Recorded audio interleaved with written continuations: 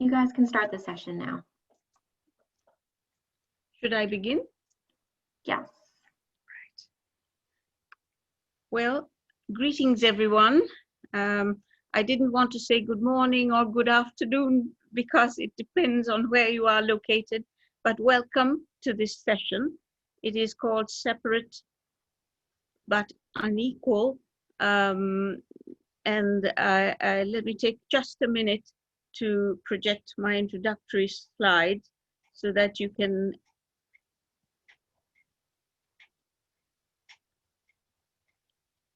follow along.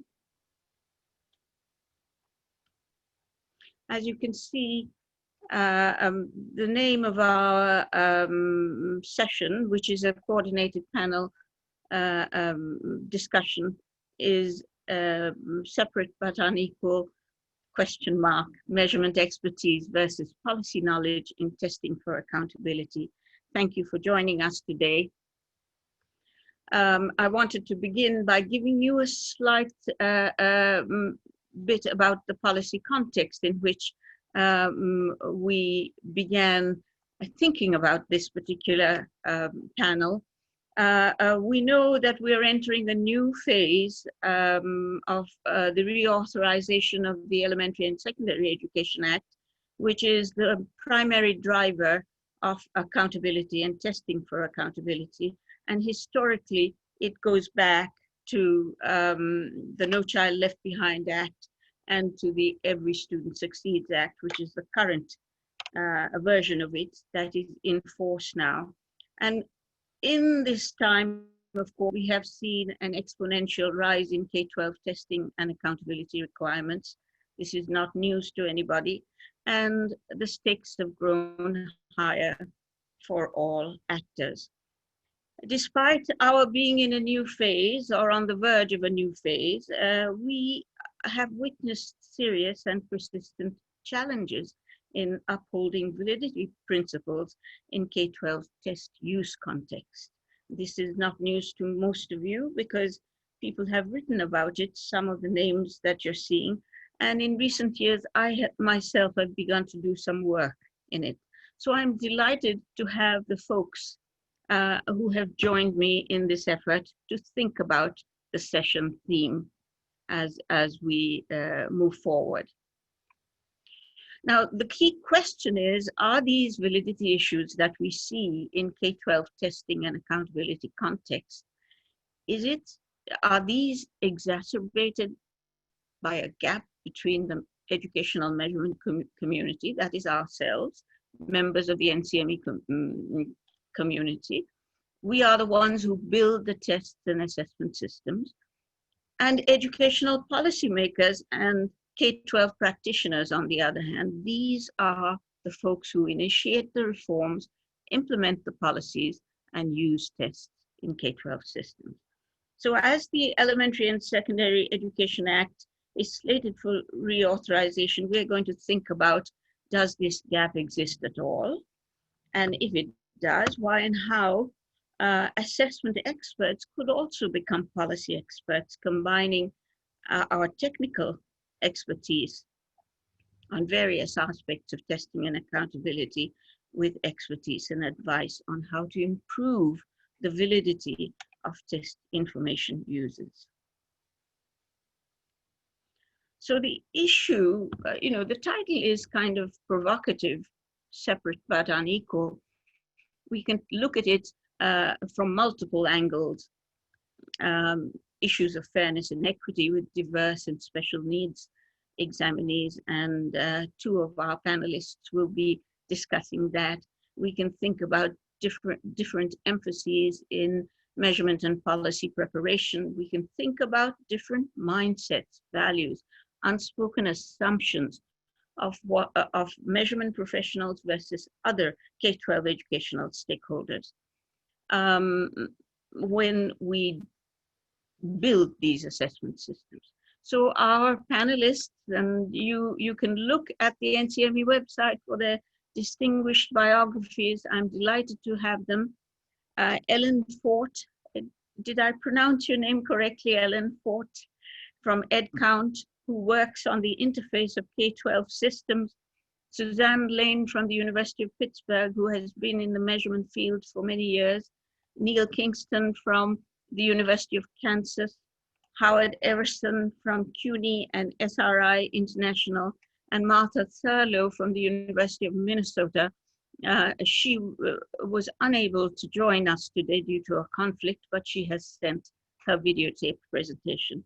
And our discussants are Aaron Pallas from Teachers College, Columbia University. He is a sociologist in education and an education policy scholar, but in tune with the thrust of this year's conference, where we want to look at multiple perspectives to make measurement matter.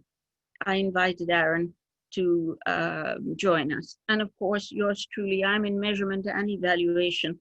I will also be discussing.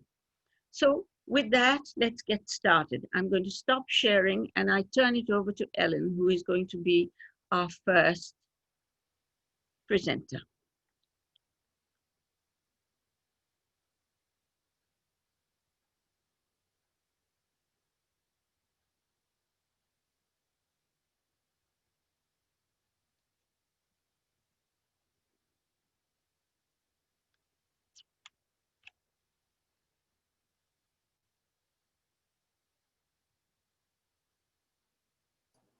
Ellen, do you want to unmute your button? I think you're...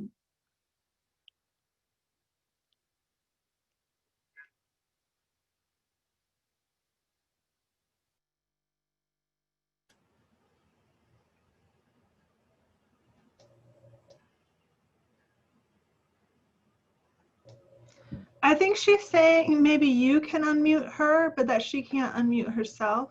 Erin, are you there? Yes. Erin O'Leary from NCME, could you please unmute? I'm here. She has to mute on her end.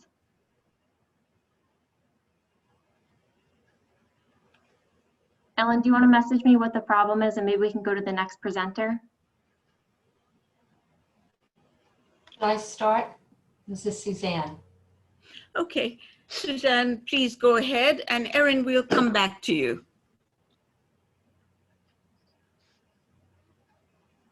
Suzanne, are you able to unmute your side of it? I thought I did. I don't see. Can you see my slides? I see a portion. Yes, I do. I do indeed. Great. What I'm going to be talking about today is the consequences and values in test-based accountability systems. And as we all know, the intent of test-based accountability systems is to improve the educational opportunities to all students and to hold schools, educators, and sometimes students accountable. Tests serve as a powerful tool for forwarding educational changes. However, they also expose societal and educational inequities. The use of tests as policy levers bear on fairness and equity issues. Assessments can have different consequences for different groups of students and in different schools. And we need to evaluate both the positive and the negative consequences for all groups of individuals, especially those that have been marginalized traditionally.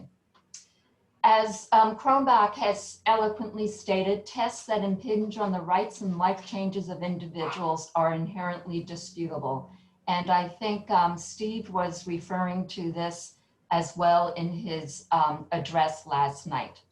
In addition to looking at the intended interpretation and uses, we actually have to look at the actual or enacted interpretations and uses in our validity argument because they are more complex and varied. Tests used in different contexts by educators, administrators, policymakers to address their own needs, such as grade promotion. So uses need to be understood and evaluated, both intended and actual uses. Decisions made in test design, development, and use are grounded in value judgments, such as the purpose and the use of the test, the conceptualization of the construct, the setting of performance standards are all rested in value judgments. Value judgments in the test design and use therefore impact the testing consequences, such as setting performance standards, identifying where the point is in which students are proficient. Value judgments are also inherent in articulate importance of intended consequences and potentially unintended negative consequences. And the importance of the consequences and specifying them is going to be dependent on the stakeholder, whether it be a policymaker, a psychometrician, an educator, a layperson, or whoever. So values clearly need to be made explicit when articulating consequences in the IUA and validity argument. And all individuals who have any stake in the assessment should be involved in specifying the intended consequences and potentially unintended consequences. So ESEA, as was previously said, has goals very similar to NCLB, promote equitable and high quality education for all students, hold schools accountable to high academic standards. And ESEA actually narrowed the role of federal government. It allowed states to play a larger role in accountability. It stipulated that states use other measures in addition to tests in their school accountability systems. So it was taken away some of the strength that the test had in accountability systems. And the goal was to alleviate the pressure on raising test scores at the expense of meaningful actions to improve student learning. ESEA also provided flexibility in terms of it was easier for states to adopt the ACT or the SAT as a high school test. And we know that the use of the SAT and the SAT for a graduate, for college admission is being debated and not used in some schools right now. So we'll see where this goes. However, when thinking about the use of the ACT and SAT as a high school test, you have to evaluate whether the positive consequences outweigh the negative consequences. A positive consequence of furthering the educational opportunity for students who have been typically underserved, to me, outweigh the potential negative consequence of misalignment between the state content standards and the exam. Maine was one of the first states to adopt the SAT as the high school test, and this was back in 2006. And it found that there was a small percentage increase in college going rate that was attributable to the SAT. More recently, Michigan adopted the ACT as its high school accountability test, and the ACT used results in an increase of approximately 50% of students living in economically disadvantaged areas scoring at college-ready level. However, only 6% of these students enrolled at a four-year institution. Therefore, we really need to have programs to identify these students and to help them with the enrollment process. There were some interesting pilot programs under ESEA. It allowed states to develop innovative assessment systems, incorporating new measures of student performance that perhaps better support student learning and instruction. And they were to be developed in collaboration with a broad range of stakeholders, educators, civil rights organizations, and parents. And the states needed to report annually how they'll ensure that all students receive instructional support to meet standards. New Hampshire and Louisiana were approved in 2018, and Georgia and North Carolina approved in 2019. The one I'm going to talk about a little bit is the performance assessment of competency-based education, PACE, which was adopted in New Hampshire. And this was adopted prior to ESEA, but it fell within ESEA once it was approved. In this program, locally developed performance tasks and common tasks, actually common performance tasks that are shared by participating districts are their assessment systems, and only summative tests are for a limited number of grades. And in the theory of action, it included potentially unintended effects, one of them being do no harm on the summative assessment. And Evans evaluated this notion of that the PACE program does no harm to student performance on the state assessment and examined the effects of PACE program on the test. She found small positive effects for students in the two grades in which PACE was being used, in contrast to students not in PACE schools. So students performed slightly better than predicted on the state tests as compared to non-PACE students with comparable contextual variables. So while this is a performance assessment, some might argue that there's issues with generalizability because of the limited number of tasks. However, they use this performance assessment throughout the year, so the data was gathered throughout the year. In terms of moving forward, I really liked this pilot program, and it's been going on for a number of years and it has expanded. So in thinking about such pilot programs under ESEA, that might be looked upon favorably by both policymakers and measurement specialists. It provides an opportunity to build tests that address equity and fairness issues in test design, reflect the social nature of learning, reflect cultural practices in the community that shape learning. And one important thing is to include cultural experts in test design. I'm not saying that PACE did all of these things, but having the local educators and cultural experts involved in the test design in such a program would allow it to be much more relevant to different cultural groups. And I mean racial, language dominant groups, etc. And hopefully such an assessment built this way would help alleviate potential adverse consequences. A risk is that you might reduce comparability. However, I believe the reduction of comparability might be fine if it's alongside the improvement of the test's instructional relevancy and cultural relevancy. Thank you very much. Thank you.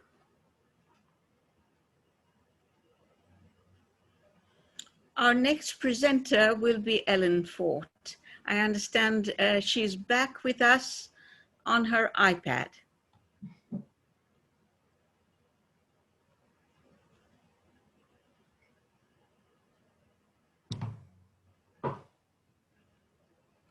Okay, I think I'm back. Is that right? Yes, you are. Wonderful. My apologies. I got the swirlies when I tried to switch over last time, so I couldn't unmute or do anything else. So that was unpleasant. So thank you very much for your patience, and Suzanne for your grace, which you always have, to step right in a little early. So I'm pleased to be here in this session, pleased to have been asked to be in this. This is always an area of great interest of mine. So let's go ahead and get started. I don't want to hold anyone up any further than I already have. So here we are. I want to bring us back to our first standard, and I do apologize, I missed the very first part of Suzanne's presentation, but the very first standard in our most recent update to our professional standards for educational and psychological testing focuses very much on intended score interpretations for specified uses. And I think we just want to keep that in mind here as I talk through this. I always bring people back to this in a conversation because it reminds me that the real question is, what problem are you actually trying to solve with assessment? And I think we sort of get carried away sometimes in forgetting, as people in measurement, what problem those test users are actually trying to solve. So I've got 3 sections here that I'll speak to in just generally laying out a framework.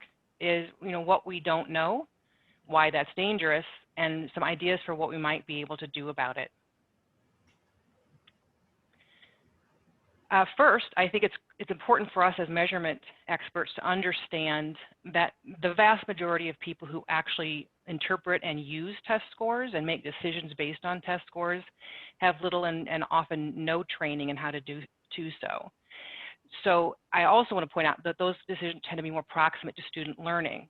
So I'll present something in just a minute to lay out kind of a framework for thinking about that.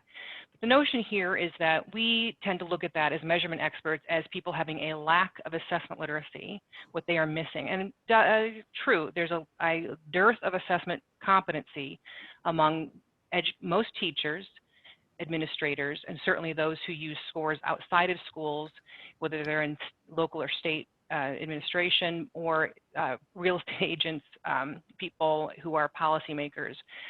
Major concern we should all have is that policymakers, the people who write, whether it's federal, state, or local policy around testing, generally know zero about testing. And if they're smart, they will bring in people who have some expertise. But we have to be a little careful because many of the measurement professionals don't really understand policy very well or the context. And I think I can already see a thread, given some of Suzanne's comments, that we don't understand the context in which the assessments are used very well. And so that limits our ability to be useful. So here's just a basic framework for thinking about these ideas. And we could quibble with what goes in all the cells, but every state that I'm aware of has a technical advisory committee or a TAC. But I've laid this out to look at the notion of the kinds of decisions that people make using test scores and how often they make those decisions. So that may or may not be related to the frequency of testing. But for example, when you're talking about teachers, educators in the classroom making decisions about what's happening in that moment, we tend to think of that as formative. We want to put a label on that kind of test, but the decision is relatively constant. So they need information a lot. And I have characterized stakes here as being something that there's an outcome, but if there's a misstep, it can be easily corrected. For example, that's part of my thinking here. So just move it along. Oops, I got that wrong, I can change it. Certainly for students, the next one down, diagnosing learning difficulties. If we get that wrong, that can have some implications But as we move through here, I didn't put this up for us to spend a lot of time dwelling on it, but to lay out the notion that the majority of the decisions that are made using, whether it's formal or informal assessments, are not in the hands of people who have assessment literacy, assessment competency, and they are definitely not getting the advice from anyone with technical expertise for the most part. Now, certainly you see some variations, huge variations across states, across districts within states, and the degree to which they have expertise to support teachers, but the teacher's not going to be consulting and measurement expert in the moment in the classroom. Those who are actually diagnosing learning difficulties generally do have a fair amount of training in doing so. School psychologists, for example, who are doing that kind of testing, for sure they have some background. So I don't mean to suggest that all of these decisions are made by people who don't know anything about testing. But you think about, we move down this and we get farther and farther away from student learning, and that's where you really get the TAC support. And so, and it's also places where they tend to have higher stakes, both for students and often for educators. So that's where you have the TAC coming in. But those aren't the majority of the decisions. That's not the majority of the test use. The majority of the tests that kids take that are used to make decisions are never discussed with TAC members and maybe selected for reasons that we might think is spurious. They may lack validity evidence. So I think that's important for us to know, is that we need to take things from the perspective of those who actually have the need to make some decisions. So one of the things what happens here is we build our separate mental models of what's good assessment practice, and we don't realize that we're talking past each other. I think many, maybe most, maybe all of us have been in situations where we are part of a conversation or listening in on a conversation, and we realize that the two sides of the table think they're talking about the same thing, and they generally are, and they may not be. They may lack a common vocabulary, they may lack common concepts. And so what we tend to have done is rushed in with our super smarts and come in with assessment literacy, database decision-making, that kind of thing. And those are not helping people to solve the problem necessarily. So there was a 2012 study, and I'm happy to share more about that if anyone wants to contact me later, the National Institute for Teacher Quality, and found that maybe 20% of teacher preparation programs in their survey offered what they might be considered adequate preparation in terms of measurement and assessment for their teacher candidates. And so I don't have a sense of what number of, what proportion of teachers that is, but the idea that so few of the programs offer that, and then when they get into their professional development programs and their in-service teaching, they really don't get that supported very much. But it doesn't also mean that we as professionals in measurement have all the answers, because we don't tend to be very good listeners. And so I'm here talking about the policy context as well as the actual context of what can happen in terms of logistics in a school or a classroom or in a district. So we need to lift ourselves out of the notion that we are the experts and we have all answers. And I certainly have sat in TAC meetings where questions are posed that really require a fair amount of understanding of what the policy is, say, for students with disabilities, for English learners, or actual teaching practice. And there are TAC members who may speak right up and they have no idea what they're talking about, because their solutions, what they're offering, may have revealed to such naivete about what's actually happening in schools and classrooms. And so we can't go in with a sledgehammer. We have to be thoughtful in how we approach our suggestions and recommendations for educators. So a few things here, just to put some pins, I think, into the bulletin board of what we might want to do.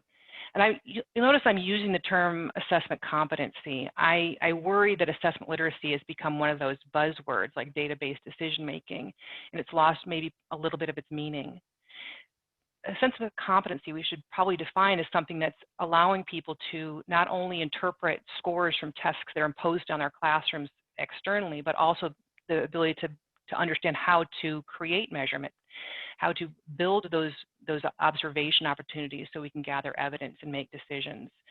So it's very different from assessment literacy models that, from the perspective of the psychometricians, decides that teachers need to understand how to calculate means and standard deviations and a KR20 or KR21. And that was, those are the kinds of things that often get addressed, and I'm making a little fun of reliability indicators, but the notion that that's assessment literacy, that is not assessment literacy. Knowing how to handle or analyze large-scale assessment data is not assessment literacy. Assessment literacy or competency really has to be richer and has to take into account all the many variables that are, what is it we're trying to measure? How are we going to know when we see it? And what do we do to help our students get there? So it's really got to be grounded not only in the policies that drive testing, but in the actual professional practice of teaching. So there I'm suggesting that we should step back, take a greater understanding of the context in which assessments are being used, the decisions about which assessments to use, why you'd use them, and how to evaluate them in relation to those intended uses. Support our local educators in doing that, help them understand that some of the decisions they've made to adopt tests may be not getting them where they want to go and what they might want to do to make better measurement opportunities available to their educators and their students.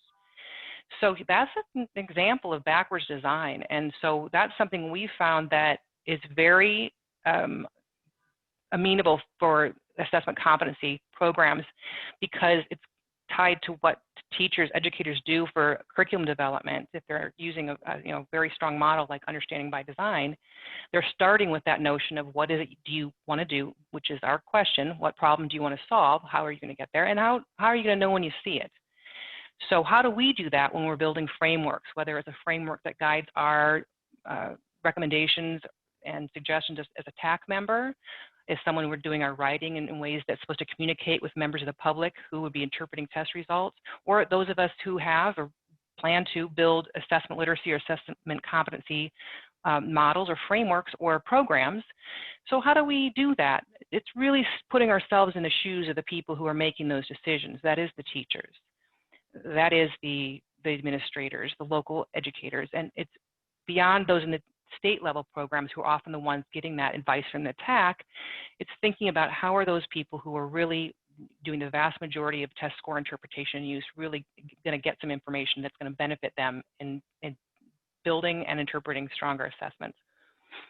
So I think here too, the notion that I think maybe for me anyway, this current context that we're all living in, understanding notions of equity in a broad sense, knowing that we should build nothing that is about assessment literacy development without actual engagement of local educators. So the idea that we would build a package of something and then say, aren't we smart? And we'll put it out there for you and they're going to come and get it. If you build it, they will come. Absolutely not true. So work we've done for an enhanced assessment grant that's just coming to the end now, where we developed some assessment competency materials and frameworks that connected the idea for local educators about how you're going to lay out the questions you're trying to answer with assessment scores, identify the tests you're using to give you information there, then evaluate each of those assessments in relation to the kind of information you're trying to get, with all of our important notions about validity and reliability, but validity really being the big point there. So engaging people in that means that we worked with educators at the state and local levels to do that, and then piloted this work and listen to their feedback. And I think that might be the most important thing here, is that we need to listen more. We as measurement folks need to have a better handle. We should very much understand the Elementary and Secondary Education Act of 1965, which is in its current authorization as ESEA and was NCLB, and that we should also become familiar with other federal policies and some of the state policies that guide our clients. So it is the policy piece, it's engaging with the local educators. If we really want to create things, we have to create them with the engagement of the local educators, listening to the policymakers, and be part of that bridge creation, rather than thinking that our smarts as measurement professionals are really the most important thing. We are in service to educators, not the other way around. And I worry sometimes that we are not hearing we're not hearing the voices of the educators, and particularly the educators who work with some of our most challenged communities. So I would encourage those who are working on tax or are intending to write information that is meant to be somewhat accessible to parents, for example, and educators, policymakers, to really pick yourself up and put yourself in their shoes and think about the problems that they're grappling with and see how you can help to make sense of that and demonstrate where assessment information and different types of assessment information might actually be helpful, and where in fact we don't have good answers that can come from assessment.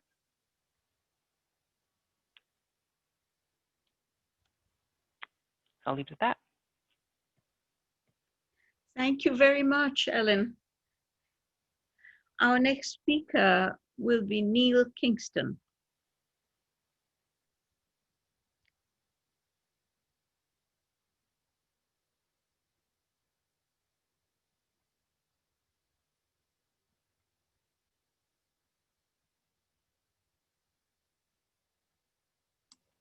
Hello, now I'm unmuted and I'm still Neil Kingston, University of Kansas. If someone can give me a thumbs up that I can be heard, I'd appreciate it. Yes, okay, good. So this is the title of my talk.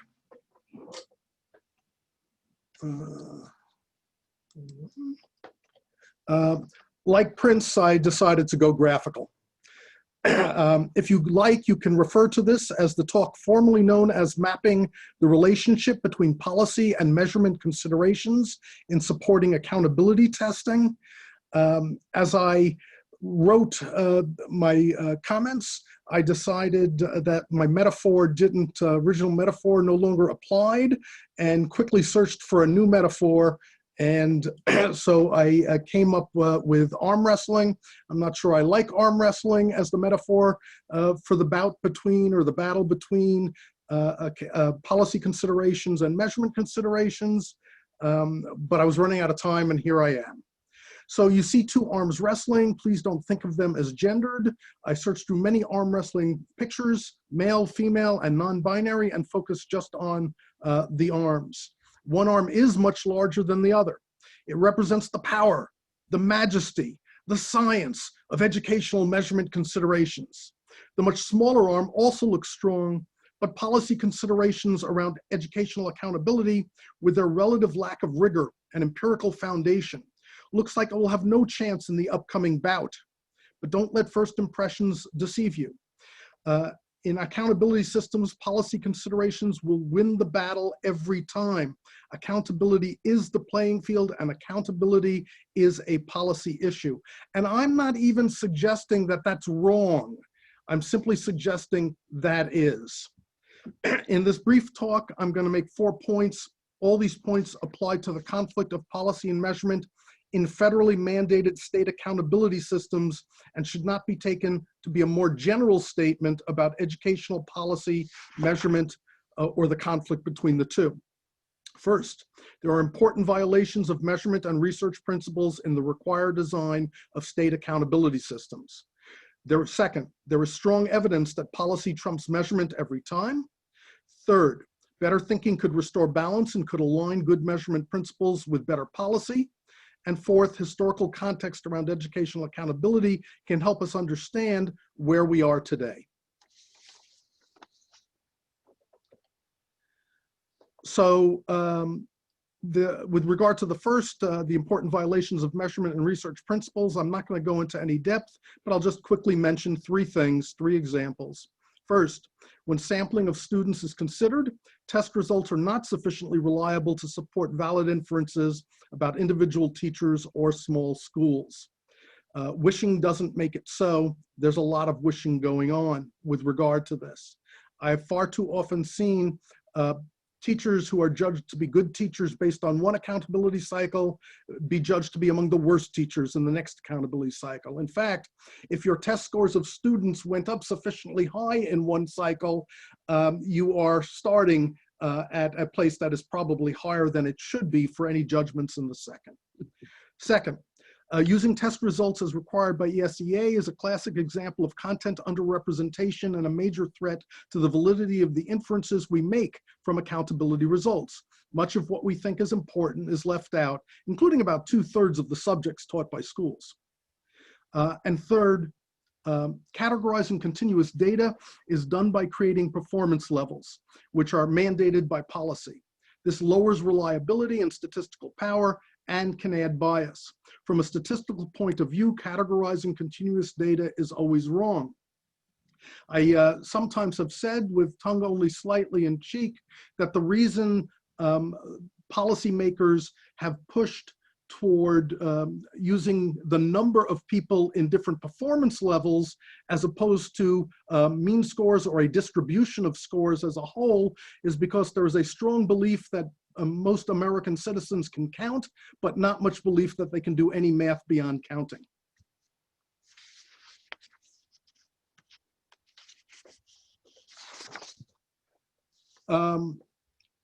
So there's simple, strong evidence, I would argue, that policy trumps measurement every time, in that we continue to do it. Our accountability systems are what they are. If educational accountability policy were of comparable scientific rigor to assessment, we would have accrued strong external evidence of its success by now. Policy goals would have been achieved, we would have declared victory, and everyone would be happy. In the early 1990s, I was Associate Commissioner of Curriculum and Assessment in Kentucky, one of the first states to have a comprehensive school accountability system with a significant component based on test scores. Bob Lynn was one of our technical advisors. Bob Lynn was always wonderful with the technical advice that he supplied, and he also was able to always bridge the gap between policy and measurement and statistics. He asked me for an existence proof. Essentially, he said, if our policy of accountability-driven education was sound, show me a state where external measures validate the gains that might appear from internal evidence. Rising state test scores are not enough. There are too many artifactual reasons why internal measures can and are corrupted and scores on them rise without a concomitant increase in student learning. Bob went on, if I couldn't show him an entire state, show him a school district. If I couldn't show him a school district, show him a school, one school, where external evidence showed a consistent improvement over time in student learning. I couldn't. And given what we have known since the Coleman report in 1966, about the proportion of between-school variance being smaller than within-school variance, even when reanalyzed with more appropriate, more modern statistical methods that were not available in 1966, this is not a surprise. Despite the lack of any existence proof, despite significant concerns raised about our accountability system, test-driven accountability policy continues unabated. This is my proof, as simplistic as it may sound, that policy trumps measurement, or at least has done so to date. This is in no way meant to argue that education policy should not try to overcome societal inequities, just that it's very hard to do so. So let's put a little historical context around this. Some of this has been alluded to or mentioned already. In the beginning of federal educational accountability, the Cold War begat Sputnik, and Sputnik begat much hand-wringing over the state of American education, which in 1965 begat Title I. And Title I, Section 205, Paragraph 5 said that effective procedures, including provision for appropriate objective measurements of educational achievement, will be adopted for evaluating at least annually the effectiveness of the programs in meeting the special educational needs of educationally deprived children. And thus the quid of accountability testing was pro quo for federal dollars for education for schools with many low-income students. These schools didn't have the tax base to otherwise support themselves, and so I certainly agree with the federal program and had no problems. Actually, I was in 1965 and 66, in the 60s, I was unaware of any of this. But in retrospect, good things were done here. But it escalated. In 1983, a presidential commission published A Nation at Risk, expressing concern about a 90-point combined verbal and mathematics drop in average SAT scores between 1963 and 1980. While the subsequent Sandia report, and anyone who was thinking about the demographics that were underlying the population changes during that time, showed that the drop was primarily due to changing demographics, primarily more low-income children applying to and going to college. A nation at risk was used to justify 38 policy recommendations. Heightened concerns about education, and especially educational inequities, led to lawsuits challenging the local property taxes, the funding of public schools, and in some cases, states took on an enhanced role in school funding. Despite the lack of, whoops, sorry about that. Lost my place.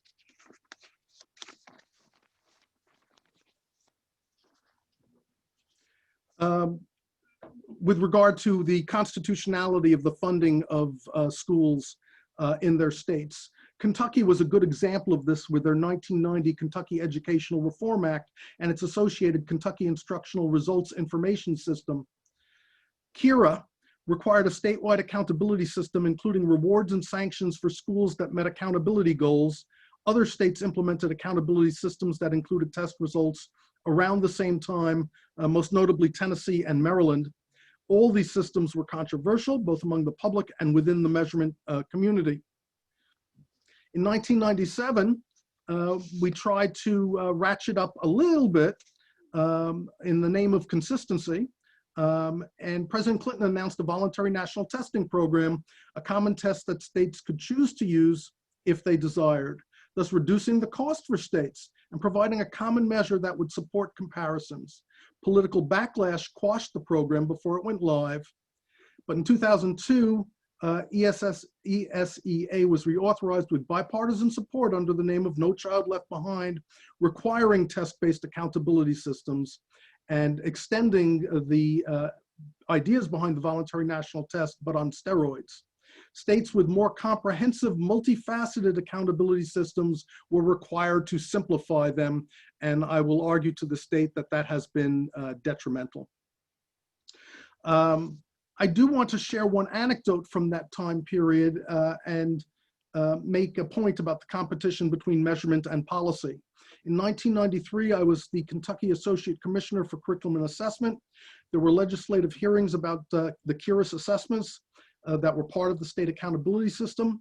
One state senator was arguing that the tests had a political bias, that in providing test items with real-life context under which students could demonstrate their mastery of state standards, political messages, contrary to the wishes of some state citizens, were being foisted on the students. I didn't believe that was true, and if it was true, I would have a problem with that. Testing is controversial enough without intentionally throwing politics into the mix. So I publicly offered to pull a copy of every test form for every subject at every grade level, and we did matrix testing. It was a lot of boxes of tests that I'm talking about, and review them with that legislator in my office behind closed doors, because these were all confidential, secure materials. I was shocked. The legislator took me up on it, came to my office, the door closed.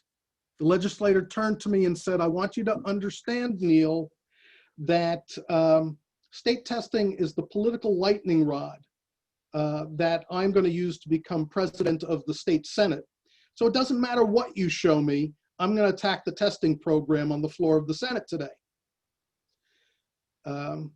I was already cynical enough so that I wasn't totally shocked by this revelation. But it's important to recognize that this is not just a conflict between policy and measurement. Politics is a separate consideration in here, and in my mind has often been the bad guy in taking what might be good policy choices, good policy directions, and twisting them in ways that led to unintended and undesirable results. So we need to think about this conflict as a three-way one. I would argue, however, that better thinking could restore the balance between good measurement principles and better policy. What we need, what we have lacked too often, is backward design. We must first ask, what are our goals? In the past, I've argued that the primary goal of our accountability embedded assessment systems must be improved student learning, and we must design our accountability systems and their assessment components to support that goal as strongly as possible. We should raise that question about every component of the system. My position remains unchanged. Once we embrace this goal, what should an accountability system embedded assessment system look like?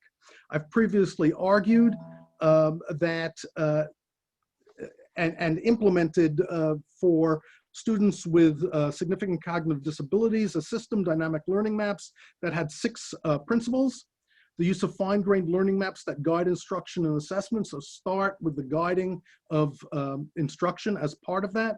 A subset of particularly important nodes that served as content standards in order to provide an organizational structure for teachers. Instructionally embedded assessments that reinforce the primacy of instruction. Instructionally relevant testlets that model good instruction and reinforce learning. Accessibility by design versus accessibility via accommodation, and alternate testlets, and status and growth reporting that is readily actionable. I'm not saying that these are the right set of principles. I'm not saying this is the only possible set of principles. I'm giving this as an example of a set of principles that will tie back more tightly to what our goals are. The struggles between policy and measurement is not inevitable. The two can work together, and the best outcomes will accrue when they do. And when the stars align, not even politics will get in the way. In the story I shared earlier about the legislator who wanted to use testing as a lightning rod to become president of the state Senate, that person never succeeded. Thank you. Thank you. Our next speaker is Howard Everson. Thank you, Madhavi. 1 second here while I pull up my slides.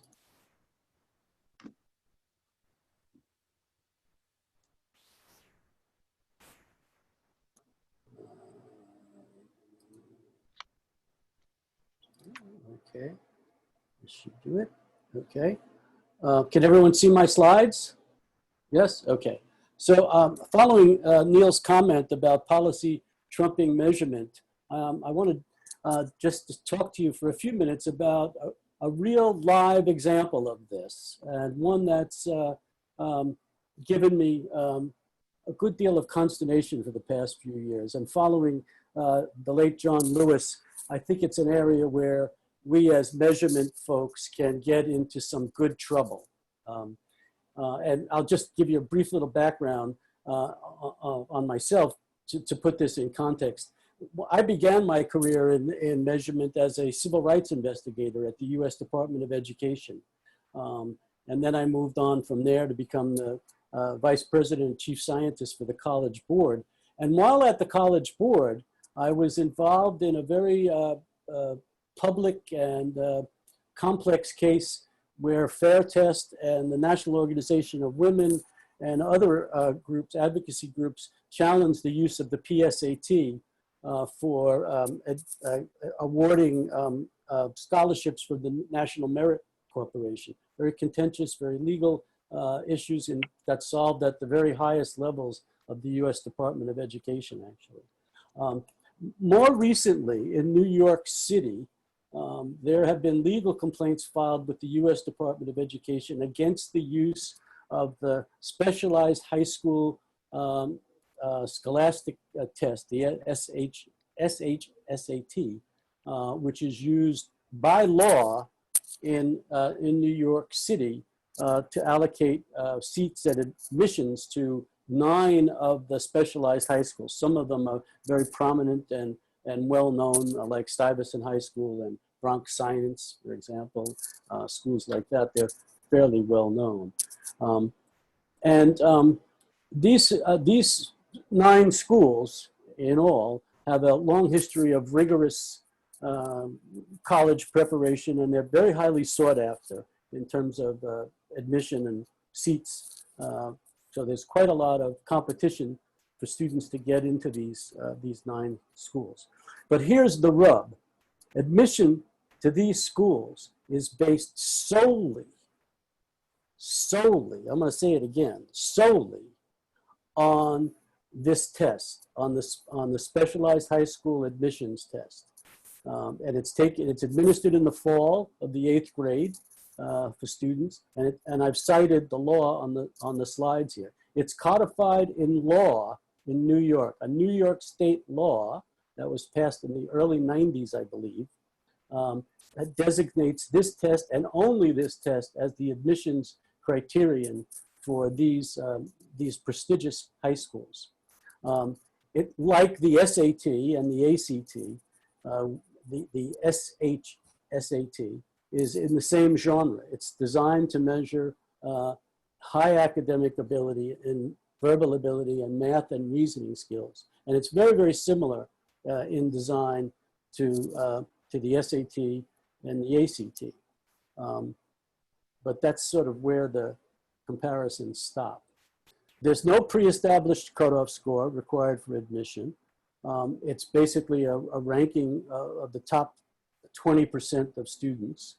And in this way, the cut scores vary from year to year, and they have a slight variation from school to school within this, this grouping of nine schools. Stuyvesant High School and Bronx Science historically have had the highest set of cutoff scores because they're essentially, they're the schools that, they're the two schools that most of the students in New York City who are applying to these specialized high schools wish to go to. And each year, the applicant pool is somewhere around 25 to 30,000 students.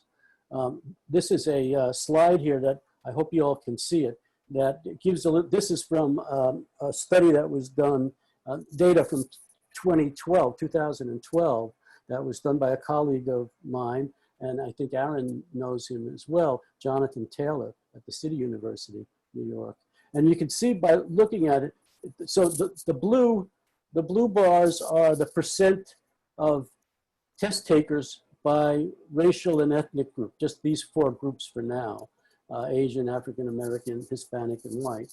And then the acceptance rates for these same groups of students. So you can see, for example, 31% of the test takers are Asian American, yet 71% of that group are admitted to Stuyvesant High School, 62% admitted, and these students could be admitted in more than one school, and then they choose which one to go to.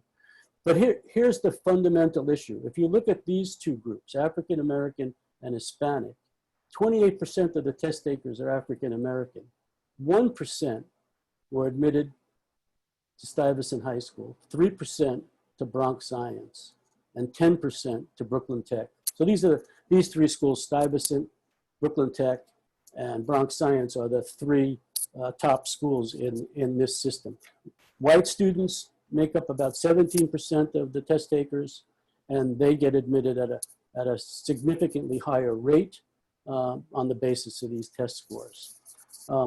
It's also important to keep to know too, let me go back a slide here, that in New York City, African American and Latino students together make up about 60% of the students in New York City high schools.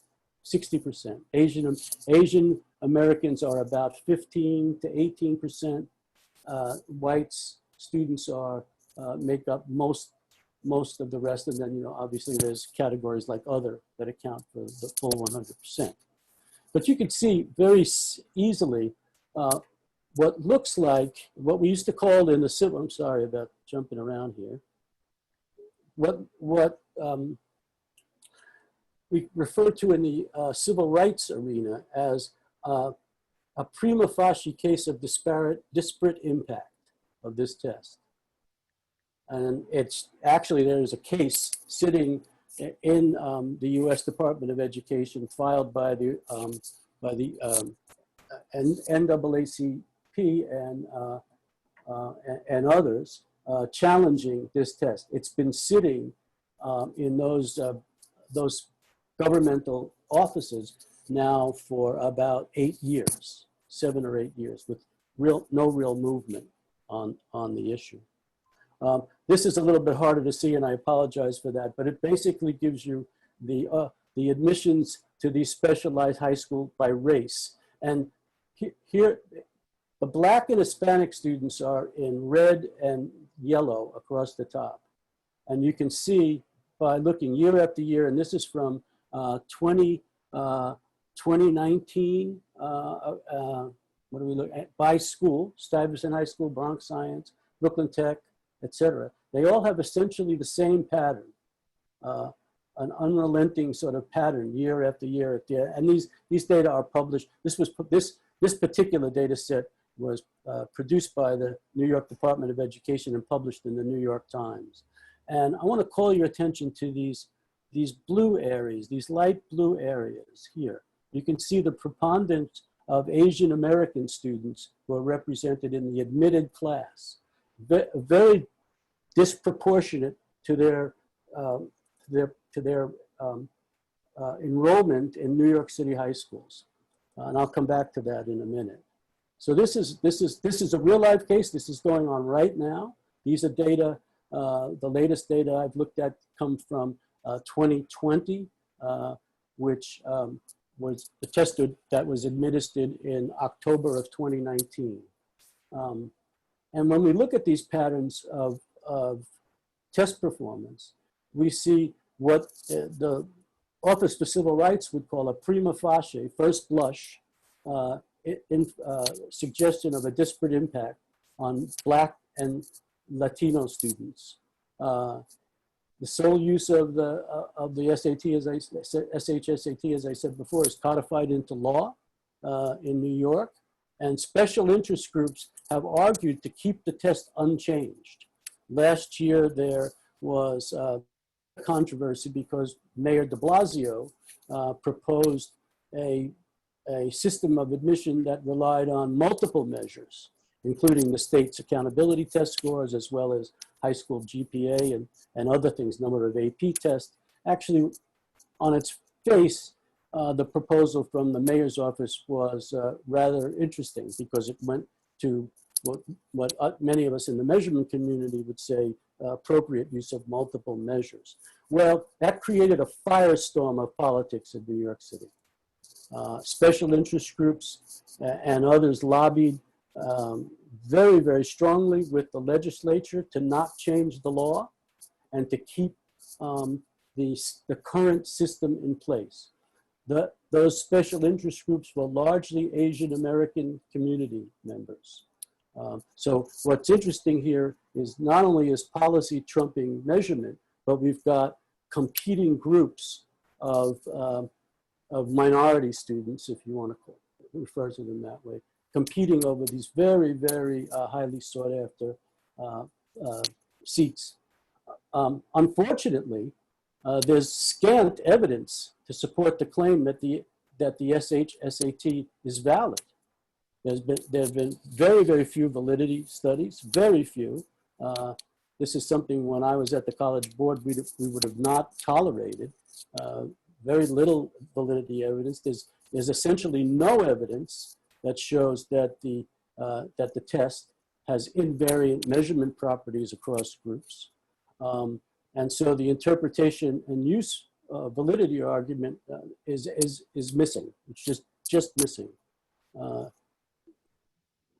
And so to come back to the theme of making measurement matter and the theme of getting into some good trouble, I posed some questions for the measurement community in the sense of identifying what is the role of the measurement community in addressing this fairness issue. When I spoke with the ACLU and the NAACP representatives, they had not received much in the way of professional advice from measurement folks and measurement experts in the larger community. They were sort of arguing mostly from a legal standpoint, not from a technical standpoint.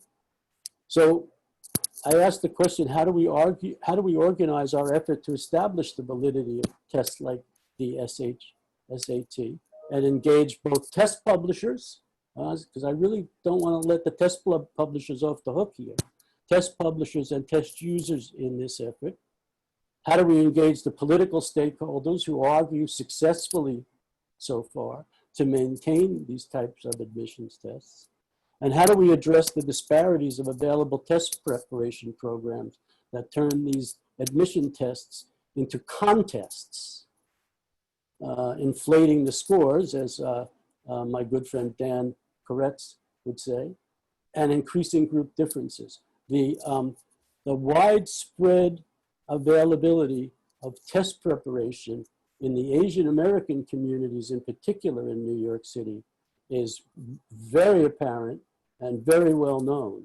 And one could argue that that may be the reason why we're seeing these disparate impacts of the use of the test. The test has not changed dramatically over time. And so I think that unfortunately, that the test preparation organizations have done a pretty good job of preparing certain groups of students and fostering the inequalities that we may be seeing in this issue. So I'm going to close briefly here and just say, how do we, the measurement community, get into some good trouble? And I'm going to leave you all with that question. Thank you. Thank you, Howard. Our next presenter is Martha Thurlow from the University of Minnesota, and we are going to project her videotaped presentation. You will see her face in the box, but you will also be able to see her slides. That's what it looked like during our trial, and I hope it works this time. I appreciate being able to join this session via video. I'm really sorry that I cannot be live to interact with my co-panelists. Still, I appreciate the opportunity to talk just a bit about how I have seen policy pushing measurement expertise when it comes to including all students, especially students with disabilities and English learners, in accountability systems. I'm going to start with just a bit of history about what has taken place in the past 2.5 decades. I started my work on the inclusion of students with disabilities and then English learners and English learners with disabilities in the early 1990s. At that time, the research of the National Center on Educational Outcomes, NCEO, revealed that most states did not include students with disabilities in their assessments. At that time, the states that did include them either did not know how many were included or included less than 25% of them. Further, it became clear that less was being expected of students with disabilities. I often heard people say that having a disability meant that the student could not achieve like other students could. Further, there was a culture of trying to make students feel good, fostering a kind of learned helplessness rather than working with the students to figure out how to get around the barriers created by their disabilities so that they could achieve. One of the primary ways to get around barriers is through accommodations. In the early 1990s, NCEO found that nearly half of all states did not have accommodations policies for the state assessment. Much less had they thought about the need for accommodations during instruction in the classroom. It was much later that universal design principles emerged for application to instruction and assessment.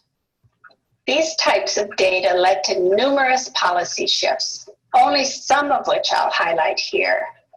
Unrecognized by many was the fact that the 1994 reauthorization of the Elementary and Secondary Education Act as the Improving American Schools Act required that states use standards-based state assessments to measure the performance of Title I students, and that all students in the state were to be included in these assessments.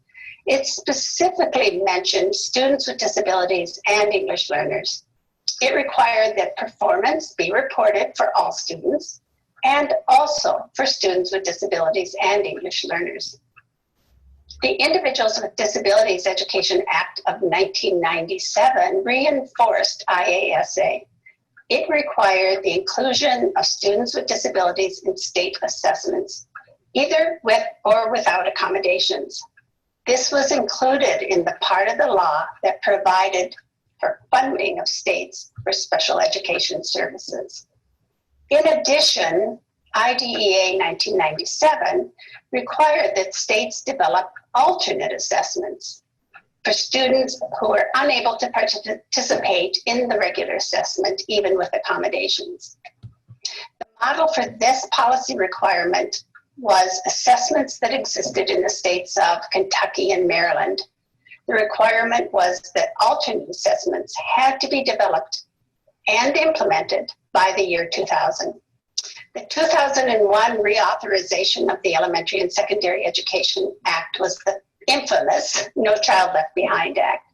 Because of the seeming failure of states to meet the requirements of the 1994 reauthorization, in part, NCLB introduced accountability. It required the inclusion of all students, students with disabilities and English learners, in accountability.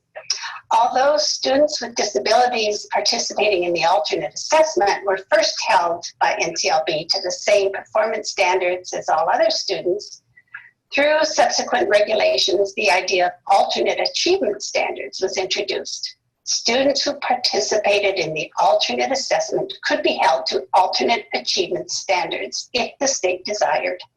These alternate achievement standards could be the basis for determining proficiency and inclusion in the count of proficient performers, at that point up to a cap of 1% of all enrolled students in the tested grades.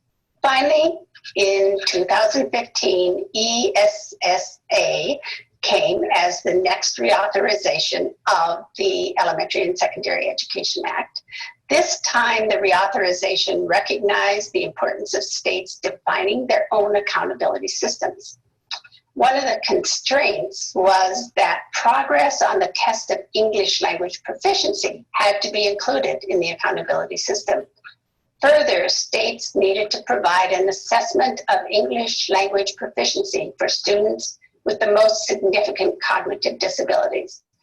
And the states could define alternate ELP achievement standards for these students. Finally, the 1% cap on proficiency for accountability was changed to allow for a 1% cap on participation in the alternate assessment. The cap was to be based on the total number of students tested in each grade. The implication of this in many states was that students who previously participated in the alternate assessment needed to take the general assessment. That was a whirlwind trip, and these are just some of the policy changes that occurred. The National Assessment of Educational Progress was also changing its policies to ensure the inclusion of students with disabilities and English learners. So the policy changes I've noted put a lot of pressure on measurement experts to figure out how to do things in a new way. I can only suggest some of the challenges that have followed from the policy shifts for including students with disabilities and English learners in assessments. I've listed a few here. For example, significant questions arose about the design of assessments. Did they have an appropriate range of difficulty, for example, with the concern mostly about the lower levels? Did they go low enough? Did they start with universal design principles in mind? Then comparability also was a big issue, especially in relation to accommodations initially, and more recently in terms of the many accessibility features that have been added to computer-based assessments. Who takes which test has become a major focus of decision-making, and that decision has lots of psychometric implications. For example, if students who should participate in the general assessment are included in an alternate assessment, how might that affect standard setting? And of course, standard setting for alternate assessments challenged measurement experts. This was especially the case in the early days when most alternate assessments were portfolios. I included here the latest revision of the AERA, APEA, and CEMB standards for educational and psychological testing. These three organizations agreed after a lot of discussion that fairness had to be included as one of the three foundations of technically adequate assessments, with the other two being reliability and validity. Documenting fairness became a more central concern of measurement experts. I've had time here just to mention a few of the challenges that measurement experts have faced, and mostly very successfully. but I hope it gives you a kind of a sense of how policy has pushed practice and how that policy was informed by data. So just a few lessons learned. Probably the first and foremost was that policy ideas needed to be supported with data. In the early days, having data on the state test participation rates of students with disabilities and later English learners, that was critical to gaining attention of legislators. Similarly, documenting states' accommodations policies also was essential. Early on, we found that when we said students with disabilities, many legislators and measurement experts assumed that we were talking about students with significant intellectual disabilities. It was essential to make sure that measurement experts and legislators knew about the broad range of disabilities of students receiving special education services. Similarly, English learners were not all recent arrivals to the US, as was often assumed. Understanding the characteristics of all students to be included in testing is essential. We also learned early on and again about the silos that often exist. Special education and English learner department staff were not included in assessment discussions, for example. Cross-fertilization of policy and measurement makes both better. Finally, we have found that measurement approaches can adapt to a wider range of students participating in assessments. This is most encouraging as we move forward in including all students in testing. For any follow-up, you can contact me directly. I've given my email here, and I encourage you to visit the NCO website. It has a wealth of resources. Thank you. Thank you so much for a very stimulating set of panel presentations. I'm going to turn it over to our first discussant, Aaron Pallas. Now we have 15 minutes or a little more than 15 minutes left for this session. So Aaron, you take your time. If I run out of time, I'm going to turn it over to the audience for some Q&A. Thanks. I'm going to be very brief, I think, because I'd love to hear you and the audience a little bit. What I think I'm hearing throughout these papers is a recognition that there's a body of knowledge about measurement and assessment and a body of knowledge about policy, and the people who hold those two bodies of knowledge are not the same people. Measurement and assessment scholars generally don't know that much about policy. Policy scholars and policy practitioners don't know very much about measurement and assessment. And one easy strategy to think about as well, we should just do a better job of educating measurement people about policy. We should do a better job of educating policymakers about measurement. That's really hard to do. Graduate schools don't do that very well. I've tried that at TC and failed miserably, I think, in creating contexts where policy scholars and policymakers and measurement people can come together. So the question is, and it doesn't necessarily have to be the same people. That is, it's not the case that every individual needs to be an expert in both measurement and assessment on the one hand and policy and politics on the other. But we need to have decision-making bodies that have that collective expertise. And I think one strategy for thinking about this is the redesign of technical advisory committees. TACs typically emphasize experts in the technical features of measurement and assessment. They rarely incorporate policymakers and those with politic expertise. The two things come together, of course, when we think about implementation. And collectively, a lot of times what TACs do is try to do a kind of collective game of whack-a-mole, trying to anticipate all the ways in which Campbell's law can distort the meaning of the implemented assessment systems.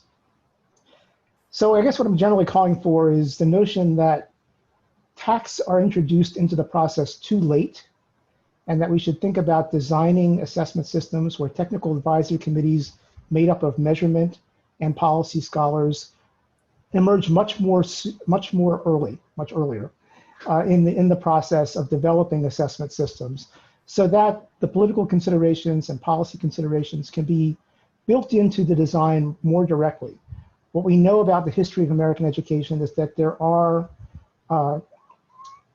competing goals, and we can interpret the array of policies and practices that we've lived with for the last 2 centuries as a result of our inability to agree on a set of goals for what we want education to do. That's a political problem. It's a values problem. It's not going to go away. But confronting the trade-offs by incorporating technical expertise and policy and value expertise earlier in the design of systems, I think, is something that we should give some thought to. And I'll stop with that. Thanks, Aaron. So I'll try to take just a few minutes since I've prepared the slides, and I loved what everyone had to say. To share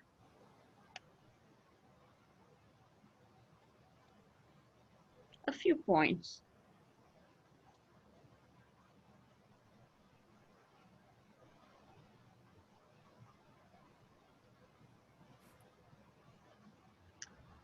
All right, so I am going to propose that we move towards more user-centered design. And based on what I've heard, things seem to be separate and unequal. Sometimes unequal in different ways, right? We see an imbalance in terms of testing and accountability. Systems which are trying to do too many things or are being perceived as having the ability to serve multiple purposes. So although the aim of a standardized testing system that is intended for accountability is to make things equal in terms of standardization being equivalent to equity and fairness, what that does is shortchange the needs of that assessment information at the school and classroom level. And Suzanne Lane pointed that out to us. Ellen, you've pointed that out to us as well. We learned that the power dynamics can be unequal. When I saw Neil Kingston's picture, I actually thought the more powerful arm was the policy arm, because it's not always the case that the measurement community basically serves what that accountability policy wants them to do. You know, we put all our psychometric resources, all our statistical and psychometric knowledge into serving that one need, and therefore that one kind of assessment system has overruled every other assessment system and user need. We also find there are mismatches in the test design methods where the needs of school level users, the teachers, the learners, the educators on the ground, and indeed the parents, versus the policymaker needs and the leader needs, you know, the perception is perhaps, as Ellen pointed out, we measurement pros don't really understand policy. So we need to work at that. And then there's inequities in terms of unequal attention to be able to measure well for ethnically diverse and special needs examinees. We are trying, but because we're standardizing everything and doing it in one way, we are missing out on being able to measure those constructs for highly diverse subpopulation. So it does seem like there is a chasm and the fissure is deep, and it seems to be on several counts, but is it fixable? So when we think of assessment design, we think of the assessment user context. And we usually say, and I mean, all of you know this, we have to say, what are we trying to measure? The construct domains. Why are we trying to measure it? The assessment purposes, and on whom, the population. Now, the assessment purposes, sometimes we specify up front, but kind of vaguely. And our test design processes, therefore, are not quite linked to what the primary users might need. That's my perception, and I'd be eager to hear what you think. For example, if we say, what is the specific use and who is the primary user for whom we are trying to design the assessment?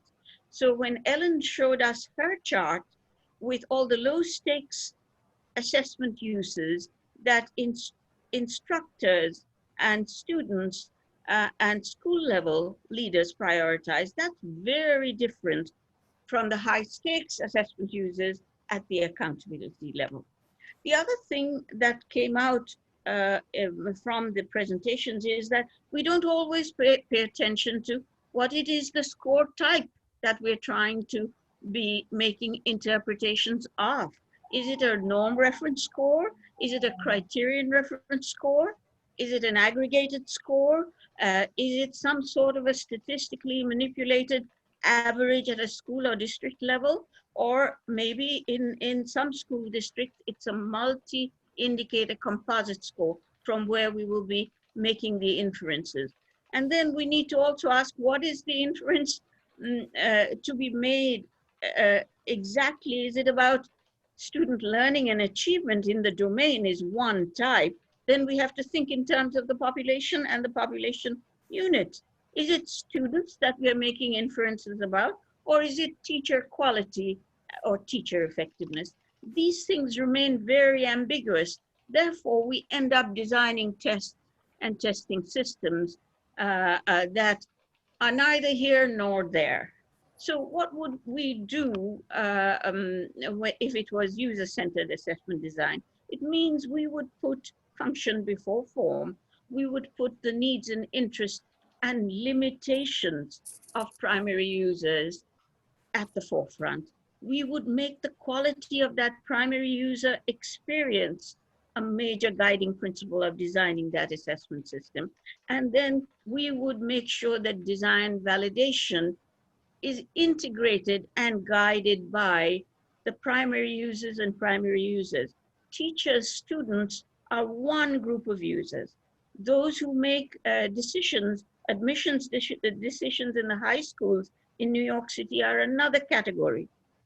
The accountability system leaders, the policymakers, they are another category. Each one needs a different assessment system. We cannot design a single assessment system to serve multiple purposes and multiple user needs, as well as gather the requisite validity information. We can't do it for extremely diverse subpopulations either, nor should we try. So and you know, it's all in the standards. It's a fixable issue. We have to just start rethinking. Standard 4 talks about that integration of design validation and use, but put the interpretations and uses in the forefront, let that guide it. Specify the population up front, specify the we can do it. Perhaps we need the collective will to do it better. So I will stop there and take a few questions. I hope there is some time. Regardless, I'm going to ask Erin to let us use a little bit of time because I'm eager to hear if there are questions.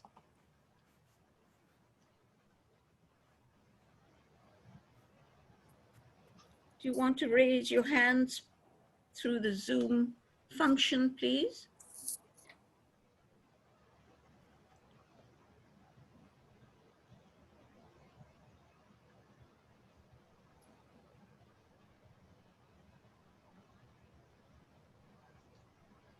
Are there any questions? Are there any questions from our panelists? I always have a question, as you might recall. Yes, please do. Professor Chatterjee. Hello. Hello, I've been mentioning this throughout the presentations in the chat. There's talk about policy and policymakers, but I haven't heard any talk about policy decisions around the budget and financing for these assessments that so often drive what is possible for the assessment developers to include to create, and that as the contracts get whittled down before they are approved, the elements that might be best useful for teaching and learning can be removed. I'd love to hear any of the presenters talk about the impact of that kind of policy decision-making, knowledge, expertise on the development of assessments. Thank you for the question, Alex. Howard, do you want to respond? I saw your... Sure. Can you hear me? Am I unmuted? Yes. Okay. Yeah, I think there are a host of constraints that states and public agencies face when they're thinking through the designs of their assessments. Certainly, budget constraints are one of them, but they're not entirely. Some of the more salient issues have to do with the amount of time available for testing, the methods of testing, whether they be, for example, one of the things we've been talking about for years in the measurement community is moving to computer-based testing. Many of us believe that computer-based testing, for example, would allow us to do a much richer form of test design and test and develop better and more useful tests. But the constraints of the school system and the availability of computer technology obviate some of that. So budgets are important, but I've been in a number of discussions in New York State about reissuing RFPs for state contracts and things like that, and there are many constraints that have to be balanced in the process. It's really quite a difficult design job because of the array of constraints that are put before a test design. I've been on both sides of it as a TAC member and also as working for a test developer like College Board and AIR and SRI. And often the constraints are such that some of the best in the business, like ETS, for example, often bow out because they just can't do the good design that they'd like to do given the set of constraints. So yes, budget matters, but that's not the entire story, unfortunately. Thanks. Anyone else wants to take that question? Or do we have any other questions?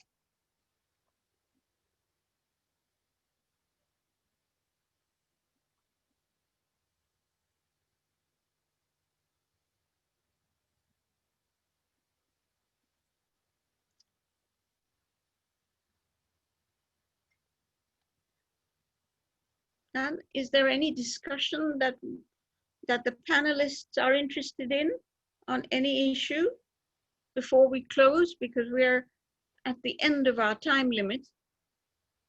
One of the things that I think was pointed out in the discussions in the chat is that there's multiple stakeholders involved. There's the policymakers, there's the measurement specialists, there's educators, supervisors, etc. And that, in my view is that all these individuals have to be involved in decisions with regard to their purpose, the uses, and to take account of their differing and competing values in design and consequences. So we're not going to be able to improve the situation without taking into account the advice and the expertise in different stakeholders, including cultural groups. Yeah. Indeed. I would like to add just a statement to that. I definitely agree with that, and I think that it has been those in our field who are very wed to traditional and sort of older methods and approaches that are based on norm reference testing in particular have driven us into a dangerous place in terms of the technology of testing, the way we do testing. And I don't just mean as a platform or paper-based. I mean how we think about and design tests. It is out of touch with what's required, what's necessary, the kinds of information that educators, policymakers, parents, and students themselves need. So we have gotten ourselves painted into a corner, and I think it's difficult to get ourselves back out of that now and let go of some of the more traditional methods that are in fact holding us back from being able to serve those stakeholders. Mm-hmm. Mm-hmm.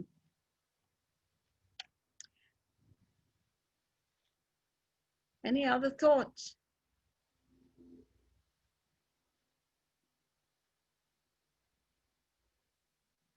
Well, thank you very much, everyone.